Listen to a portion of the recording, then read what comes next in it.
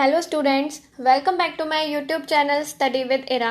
सो last video में हमने public sector की बाकी की दोनों फॉर्म्स पढ़ी थी, statutory corporation and government company. आज हम बात करेंगे changing role of public sector and global enterprise के बारे में। आज आपका ये चैप्टर यहाँ फिनिश हो जाएगा, तो चलिए स्टार्ट करते हैं।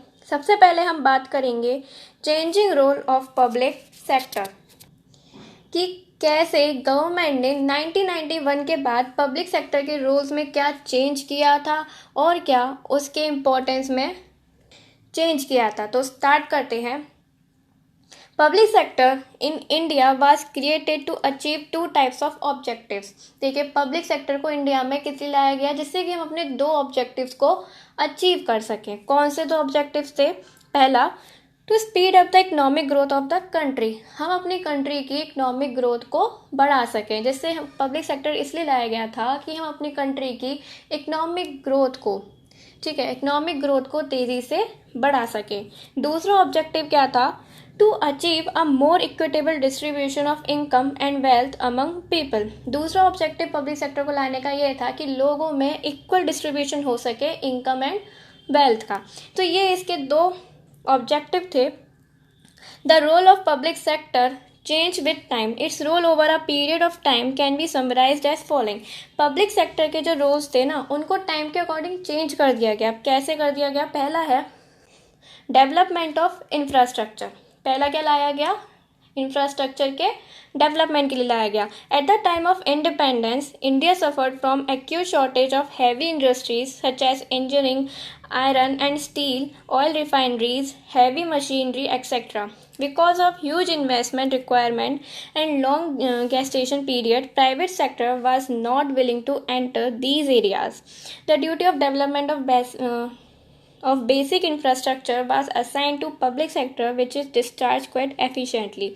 देखिए, जब हमारा इंडिया आज़ाद हुआ था ना, इंडिपेंडेंस के टाइम पे क्या था, इंडिया में हैवी इंडस्ट्रीज़ की बहुत शॉर्टेज थी। ठीक है, इंडिया में इतनी इंडस्ट्रीज़ नहीं थी। कौन सी नहीं थी? ऑयल रिफाइनरीज नहीं थी, आयरन एंड स्टील कंपनी नहीं थी, हैवी मशीनरी नहीं थी इंडिया के पास। तो इंडिपेंडेंस के टाइम पे इंडिया के पास बहुत शॉर्टेज थी इंडस्ट्रीज़ की। ठीक है, अब इस इंडस्ट्री की शॉर्टेज को पूरा करने के लिए क्या किया? प्राइवेट सेक्टर क्या करती थी? प्राइवेट सेक्टर इसमें ज़्यादा विलिंग तो थी नहीं कि वो इस इंडस्ट्रीज़ में इन्वेस्ट करे, क्योंकि यहाँ पे बहुत अमाउंट की ज़रूरत पड़ती थी। ठीक है, अगर हम हैवी इंडस्ट्रीज़ को लेकर आएंगे ना, हैवी इंडस्ट्रीज़ को हम सेटअप करेंगे तो बहुत सारा पैसे की ज़रूरत पड़ेगी। तो प्राइवेट सेक्टर इसमें इन्वेस्ट ही नहीं करना चाहती। तो क्या किया? पब्लिक सेक्टर को लेकर आए। पब्लिक सेक्टर हमारी गवर्नमेंट की होती है ना, तो पब्लिक सेक्टर को लेकर आए। वो क्या करती थी? उसकी मदद से, पब्लिक सेक्टर की मदद से हैवी इंडस्ट्रीज़ को सेटअप किया गया। ठीक है, नेक्स्ट है रीजनल बैलेंस। पब्लिक सेक्टर इसलिए लाएगी जिससे कि रीजनल बैलेंस हो सके। Earlier most of the development was limited to few areas like port towns for providing employment to the people and for accelerating the economic development of backward areas. Many industries were set up by the public sector in those areas. अब public sector आया तो क्या हुआ? Regional balance हुआ। कैसे? अब private sector क्या करती थी? प्राइवेट सेक्टर बस अर्बन एरियाज़ में ही डेवलपमेंट करती थी। जो शहर होते थे ना, बस उसी में डेवलपमेंट करती थी, वहीं पे इंडस्ट्रीज सेटअप करती थी। तो जो हमारा रूरल एरिया था, जो हमारा बैकवर्ड एरिया था, वो तो क्या हुआ? वो तो डेवलप नहीं हो पा रहा ना। अब एक एरिया तो आप डेवलप करते जा रहे हो, एक एरिया डेवलप ही नहीं हो रहा है। तो इसके लिए क्या किया? इसके लिए पब्लिक सेक्टर को लेकर आए। पब्लिक सेक्टर क्या करती थी? जो जितने भी बैकवर्ड एरियाज़ थे ना, उन सबको वहाँ पे इंडस्ट्री सेटअप करने का काम किसने किया था? पब्लिक सेक्टर ने स्टार्ट किया, जिससे कि एम्प्लॉयमेंट भी बढ़ सके और इकोनॉमिक ग्रोथ भी हो सके और बैकवर्ड एरियाज भी हमारे डेवलप कर सकें। ठीक है, नेक्स्ट है economies of scale. In certain industries like electric power plants, natural gas, petroleum etcetera, huge capital and large base are required to function economically. Such areas were taken up by public sector. अब कुछ industries ऐसी हैं जैसे electric power plants हो गई, natural gas and petroleum हो गई।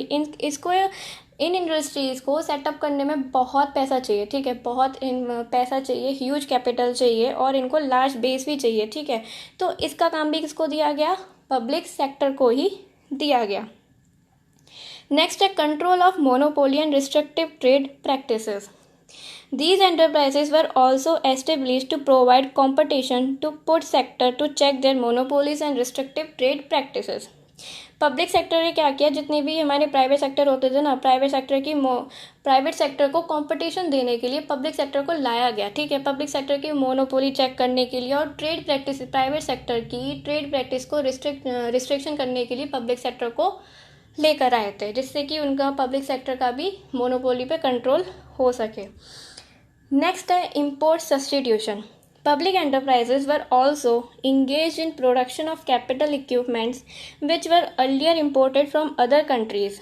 At the same time, public sector companies like STC and MMTC have played an important role in expanding export of the country.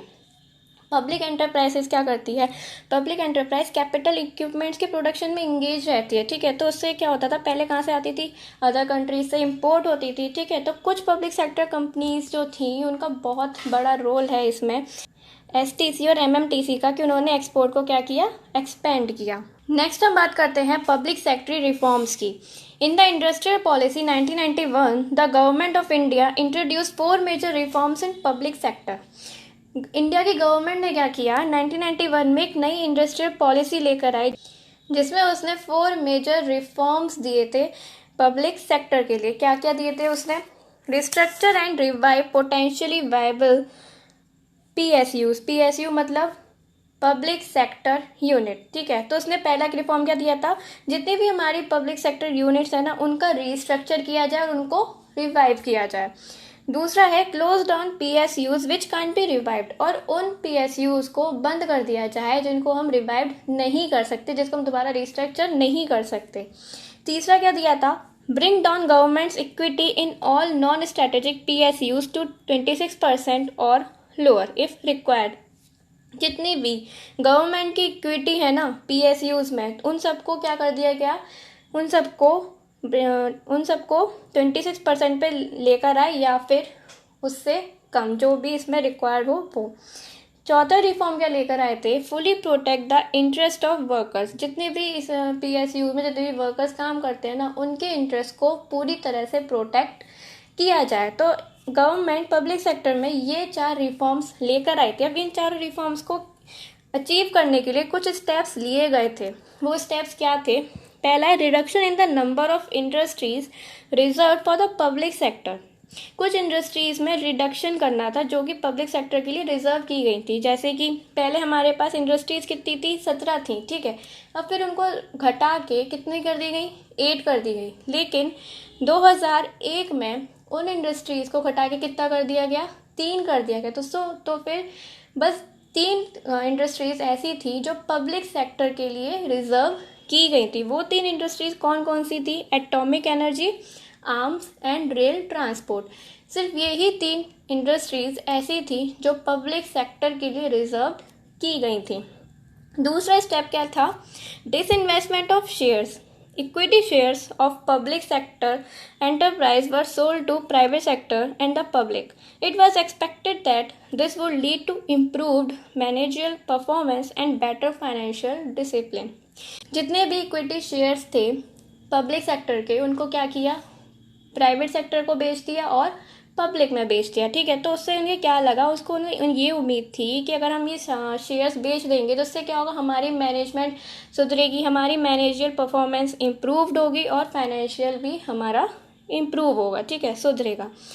तीसरा स्टेप क्या लिया था इन्होंने, पॉलिसी रिगार्डिंग सिक units. जो हमारी सिक यूनिट्स थी ना, जो हमारी कमज़ोर यूनिट्स थी पब्लिक सेक्टर की, उसके लिए एक पॉलिसी लेकर आए थे। क्या पॉलिसी लेकर आए थे, all public sector sick units were referred to Board of Industrial and Financial Reconstruction.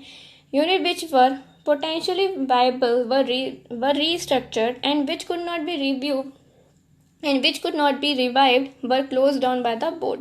जितनी भी हमारी पब्लिक सेक्टर की कमज़ोर यूनिट्स थी ना, उनको किसको हवाले कर दिया, उनको BIFR के हवाले कर दिया, मतलब board of industrial and financial reconstruction को दे दी। तो उसने क्या डिसीजन लिया, जितनी भी कमज़ोर यूनिट थी ना, जितनी भी सिक यूनिट्स थी पब्लिक सेक्टर की, जिसको हम रिवाइव कर सकते हैं, जिसको हम सुधार सकते हैं, उसको तो रहने दो। जो नहीं हो सकती, जिसका ग्रोथ ही नहीं हो सकता, उस यूनिट को क्या करना था, उस यूनिट्स को बंद कर दिया। चौथा स्टेप क्या था, मेमोरेंडम ऑफ अंडरस्टैंडिंग मतलब MOU। Under this, government lays down performance target for public sector and gives greater autonomy to hold the management but held accountable for the specified results. इसमें क्या था, मेमोरेंडम ऑफ अंडरस्टैंडिंग में government ने कुछ targets दिए थे public sector को करने के लिए, कुछ टारगेट दिए, ठीक है, और उनको पूरी ऑटोनॉमी दे दी, पूरी छूट दे दी कि मैनेजमेंट पूरे तुम्हारे कंट्रोल में है, तुम्हें जो करना है जैसे करना है करो, लेकिन ये टारगेट्स तुम्हें अचीव करने हैं, लेकिन पब्लिक सेक्टर आंसरेबल भी रहेगी, ठीक है। तो ये मेन स्टेप्स थे जो कि हमें लेने थे, जो कि गवर्नमेंट को लेने थे। अब हम बात करते हैं ग्लोबल एंटरप्राइज की, मतलब मल्टीनेशनल कंपनीज की। मल्टीनेशनल कंपनीज हमारी क्या होती हैं? The world consist of two different words, multi and national. Multinational हमारा दो वर्ड से मिलकर बना है, ठीक है, एक मल्टी से और दूसरा नेशनल से। तो मल्टी का मतलब क्या होता है? मल्टी का मतलब मैनी, बहुत सारा, और नेशनल मतलब क्या हो गई, हमारी कंट्रीज हो गई। तो मल्टीनेशनल हमारी दो वर्ड से मिलकर बना है, multi and national. So multinational means a company which operate in many countries. Such a company has branches, factories, workshops in different countries. Its headquarter in one country in which it's incorporated. तो multinational company क्या करती थी?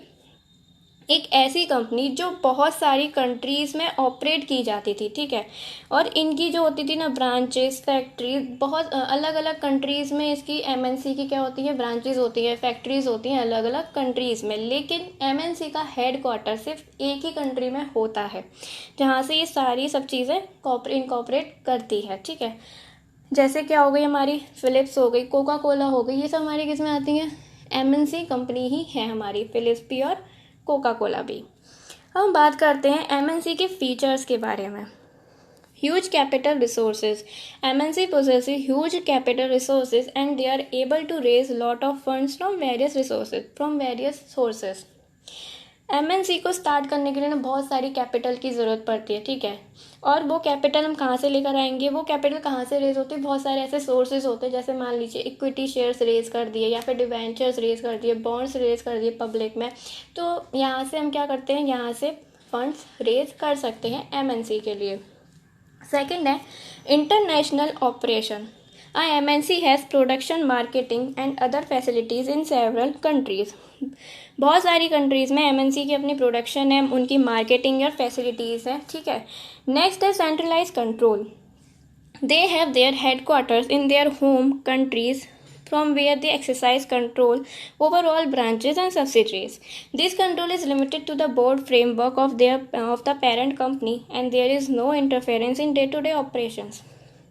इन MNC का क्या होता है, headquarters कहाँ होता है? उनके होम कंट्रीज़ में ही होता है। मान लीजिए इंडिया की कोई एमएनसी की कंपनी है, ठीक है, तो उसका एमएनसी का, उस कंपनी का हेडक्वार्टर कहाँ पे होगा? इंडिया में ही होगा, क्योंकि उसकी होम कंट्री क्या है? इंडिया ही है, ठीक है। तो एमएनसी के जो हेडक्वार्टर्स होते हैं ना, उनकी अपनी होम कंट्रीज़ में ही होते हैं, जहाँ से वो अपनी सारी जितनी भी ओवरऑल वर्ल्ड में जितनी भी कंट्रीज़ हैं, जहाँ जहाँ उनकी ब्रांचेज़ हैं, सब्सिडरीज़ हैं, वो अपने हेडक्वार्टर से ही बैठ के सब चीज़ कंट्रोल करती हैं, ठीक है, और उनका ज़्यादा किसी भी डे टू डे ऑपरेशन में ज़्यादा उनका इंटरफेरेंस भी नहीं रहता है। नेक्स्ट है foreign collaboration. Usually they enter into agreement relating to sale of technology, production of goods, use of brand name etcetera with local firms in the host country. ये लोग क्या करते हैं, एमएनसी कंपनीज क्या करती है, फॉरेन कंपनी से collaborate कर लेती है, ठीक है। तो उससे क्या होता है, कोलेबोरेट करने से नए नए एग्रीमेंट में वो एंटर कर सकती है, सेल ऑफ टेक्नोलॉजी में, गुड्स के प्रोडक्शन में, या फिर उनका ब्रांड नेम भी यूज़ कर सकती है, ठीक है। जो होस्ट कंट्री है ना, उसके अपने लोकल फर्म से कोलैबोरेट कर लेते हैं। नेक्स्ट है advance technology. These organizations possesses advanced and superior technology which enables them to provide world-class products and services. In organisations को क्या चाहिए होता है, अच्छी से अच्छी टेक्नोलॉजी चाहिए होती है, ठीक है। अगर इनके पास अच्छी से अच्छी टेक्नोलॉजी होगी तो ये क्या करेंगे, अपने कस्टमर्स को वर्ल्ड क्लास प्रोडक्ट दे सकते हैं, ठीक है। अगर इनके पास अच्छी टेक्नोलॉजी होगी तो प्रोडक्ट्स भी अच्छे ही बनाएंगे, सर्विसेज भी अच्छी ही देंगे अपने कस्टमर्स को। तो एडवांस टेक्नोलॉजी होना इनके पास बहुत ज़रूरी है। नेक्स्ट है product innovation. MNC have highly sophisticated research and development department. These are engaged in developing new products and superior design of existing products. MNC में क्या होता है, एमएनसी में ना हाई लेवल पे रिसर्च और डेवलपमेंट चलती ही रहती है। कभी उन्हें कोई न्यू प्रोडक्ट, कोई न्यू प्रोडक्ट उनका रिसर्च में चल रहा है, कुछ भी, कोई मतलब कि इसमें क्या होता है, एमएनसी में रिसर्च चलती ही चलती है, किसी ना किसी प्रोडक्ट पे डेवलपमेंट होता ही रहेगा, कोई ना कोई नया प्रोडक्ट ये अपना रिसर्च करते रहेंगे। तो एमएनसी में क्या होता है, इनोवेशंस बहुत ज़्यादा होते हैं, ठीक है। नेक्स्ट है marketing strategies. MNC use aggressive marketing strategies, their brands are well known and spend huge amounts on advertising and sale promotion. MNC क्या करती है, मार्केटिंग स्ट्रेटेजीज पे बहुत ध्यान देती है, ठीक है। उनकी सेल प्रमोशंस में जितने भी एडवर्टाइज चाहिए, जितना भी एडवर्टाइजमेंट लगता है, जो भी वो एडवर्टाइजिंग करते हैं अपने प्रोडक्ट्स को बेचने के लिए, उसमें ये एमएनसी क्या करती है, बहुत पैसा खर्च करती है, क्योंकि ये लोग मार्केटिंग स्ट्रेटेजीज में बिलीव करते हैं, ठीक है। मार्केटिंग स्ट्रेटेजीज अच्छे से बनाकर रखते हैं, ठीक है। तो ये तो हो गई हमारी एमएनसी कंपनी के बारे में। अब हम बात करते हैं जॉइंट वेंचर के बारे में। जॉइंट वेंचर क्या होता है, when two or more independent firms together establish a new enterprise by pooling their capital, technology and expertise, it is known as joint venture. joint venture मतलब जब दो या दो से ज़्यादा इंडिपेंडेंट फर्म्स मिलकर एक नई एंटरप्राइज फॉर्म करती हैं, एक नई एंटरप्राइज बनाती हैं, जिसमें दोनों फर्म्स की कैपिटल, टेक्नोलॉजी, एक्सपर्टाइज दोनों फर्म्स की लगी होती है, वो हमारा क्या होता है, जॉइंट वेंचर होता है, ठीक है। जैसे मान लीजिए हीरो साइकिल ऑफ इंडिया और होंडा मोटर्स कंपनी जो कि जापान की, अब इन दोनों ने आपस में मिलकर क्या किया, हीरो होंडा नई कंपनी फॉर्म कर ली, तो ये हमारा क्या कहलाया, जॉइंट वेंचर कहलाया, ठीक है। अब हम बात करते हैं इसके फीचर्स के बारे में। Capital is provided jointly by the government and private sector entrepreneur. इसमें जो कैपिटल होती है ना, वो दोनों की लगी होती है, गवर्नमेंट की भी होती है और प्राइवेट सेक्टर एंटरप्रेन्योर की भी होती है। नेक्स्ट है मैनेजमेंट में भी interested to the private enterprise. Management किसका होता है, प्राइवेट एंटरप्राइज का होता है, ठीक है। नेक्स्ट है it combines both social and profit objectives. इसमें दोनों ऑब्जेक्टिव्स आ जाते हैं हमारे, सोशल भी आ जाता है और प्रॉफिट भी आ जाता है, ठीक है। It is responsible to the government and the private investors. ये जो जॉइंट वेंचर होती है ना हमारी, वो किसके लिए रिस्पॉन्सिबल होती है, गवर्नमेंट के लिए, और जो प्राइवेट इन्वेस्टर्स होते हैं उसके लिए जॉइंट वेंचर क्या होती है, रिस्पॉन्सिबल होती है। अब हम बात करते हैं जॉइंट वेंचर के बेनिफिट्स के बारे में। Greater resources and capacity. In a joint venture, the resources and capacity of two or more firms are combined, which enables it to grow quickly and efficiently. Joint venture में क्या होता है, दो firm मिलकर नई फर्म बनाती है, ठीक है। तो जब दोनों फर्म मिल रही है ना, दोनों फर्म मिल रही हैं, तो दोनों फर्म की रिसोर्सेज भी मिलेंगे, ठीक है। दोनों फर्म की कैपेसिटी, जब दोनों फर्म की रिसोर्सेज और कैपेसिटी कंबाइन होगी ना, तो बिजनेस को ग्रो करने में आसानी रहेगी और एफिशिएंटली भी काम कर पाएंगे, ठीक है। नेक्स्ट है assist to advance technology. It provides assist to advance techniques to production which increases efficiency and then helps in reduction in cost and improvement in quality of product. Joint venture में हमें एक advance technique मिलती है, ठीक है। अब दो firm मिल रही हैं तो दोनों फर्म की टेक्नोलॉजी भी तो मिलेंगी। जब दोनों फर्म की टेक्नोलॉजी कंबाइन होगी तो उनको एक नई टेक्नोलॉजी मिलेगी, जिससे प्रोडक्शन की एफिशिएंसी बढ़ जाती है। तो इससे क्या फ़ायदा होता है, इससे क्या फ़ायदा होगा जॉइंट कंपनी को, कि उनकी जो प्रोडक्शन की क्वालिटी है ना वो इम्प्रूव होगी, ठीक है, और कॉस्ट भी कम लगेगी। नेक्स्ट है assist to new market and distribution network. A foreign company gain assist to the vast Indian market by entering into a joint venture with Indian company. It can also take advantage of the well-established distribution system of local firms. मान लो कोई भी foreign company ने India के किसी firm के साथ collab किया, ठीक है, तो क्या बन गया, जॉइंट वेंचर बन गया। तो जो फॉरेन कंपनी है उसे इंडिया का क्या मिला, वाइड मार्केट मिला, ठीक है। जब इंडिया का उसे वाइड मार्केट मिल रहा है तो डिस्ट्रीब्यूशन सिस्टम भी मिल रहा है, तो उससे क्या होगा, उसे फ़ायदा होगा, फॉरेन कंपनी को अपने प्रोडक्ट्स को इंडिया में बेच पाएगी वो, ठीक है। नेक्स्ट है innovation. Foreign partners in joint venture have the ideas and technology to develop innovative products and services. They have an advantage in highly competitive and demanding markets. Joint venture मान लीजिए कोई फॉरेन पार्टनर है, ठीक है। अब जब foreign partner है तो उसके पास आइडियाज़ और टेक्नोलॉजी वो अपने लेकर आता है, ठीक है, जिससे कि क्या होता है, प्रोडक्ट्स को हम और अपने प्रोडक्ट्स और सर्विसेज को इनोवेटिव बना सकते हैं, जिससे कि हम डिमांडिंग मार्केट में कंपटीशन दे सके। तो इसमें इनोवेशन बहुत ज़रूरी होता है, इसमें इनोवेशन होते ही रहते हैं, ठीक है। नेक्स्ट है low cost of production. Raw material and labor are comparatively cheap in developing countries. So if one partner is from developing country, they can be benefited by the low cost of production. Developing countries में क्या होता है, comparatively जो हमारे raw materials और labour होते हैं ना, वो डेवलपिंग कंट्री में चीप रेट पे मिल जाते हैं. ठीक है, तो अगर कोई पार्टनर मान लीजिए डेवलपिंग कंट्री से है, तो उससे फ़ायदा ये मिलेगा कि हमारी जो कॉस्ट ऑफ प्रोडक्शन है वो कम लगेगी. नेक्स्ट है well known brand names. When one party has well-established brands and goodwill, the other party gets its benefit. Products of such brand names can be easily launched in the market. अब मान लीजिए कोई की joint venture में दो firm मिली. ठीक है, दोनों में से एक फर्म का बहुत नाम है, उसका बहुत गुडविल है मार्केट में. ठीक है, उसके ब्रांड नेम, उसका जो ब्रांड है उसका बहुत अच्छा खासा नाम भी है. तो जो दूसरी पार्टी होगी ना, उसको तो फ़ायदा ही मिलेगा ना. क्यों? क्योंकि वो उसकी गुडविल को यूज़ कर सकता है, उसके ब्रांड नेम को यूज़ कर सकता है अपने प्रोडक्ट्स को बेचने में, अपने प्रोडक्ट्स को मार्केट में लॉन्च करने में. ठीक है, तो यहाँ ये तो हो गई हमारी बात जॉइंट वेंचर की. अब हम एक और टॉपिक देखते हैं जो कि है हमारा पब्लिक प्राइवेट पार्टनरशिप, जिसे हम PPP भी कहते हैं. पब्लिक प्राइवेट पार्टनरशिप क्या होता है? It means an enterprise in which a project और service is finance and operated through a partnership of government and private enterprise. Public private partnership हमारा गवर्नमेंट और प्राइवेट एंटरप्राइज की पार्टनरशिप से मिलकर बनता है, जिसमें गवर्नमेंट और प्राइवेट का दोनों का ही फाइनेंस लगता है, दोनों ही मिलकर इस ऑर्गेनाइजेशन को ऑपरेट करती हैं. ठीक है, अब बात करते हैं इसके फीचर्स की. Facilitate partnership between public sector and private sector. ये क्या करती है ऑर्गेनाइजेशन? पार्टनरशिप बनाती है पब्लिक सेक्टर और प्राइवेट सेक्टर के बीच में. नेक्स्ट है पर्टेनिंग हाई प्रायोरिटी प्रोजेक्ट. इसमें जो प्रोजेक्ट होते हैं ना, उनको हाई प्रायोरिटी पर रखा जाता है, सबसे पहले वही प्रोजेक्ट देखे जाते हैं. नेक्स्ट है सूटेबल फॉर बिग प्रोजेक्ट. ये ऑर्गेनाइजेशन जो बड़े बड़े प्रोजेक्ट्स बनते हैं ना, उनके लिए एकदम सूटेबल रहता है. Sharing revenue.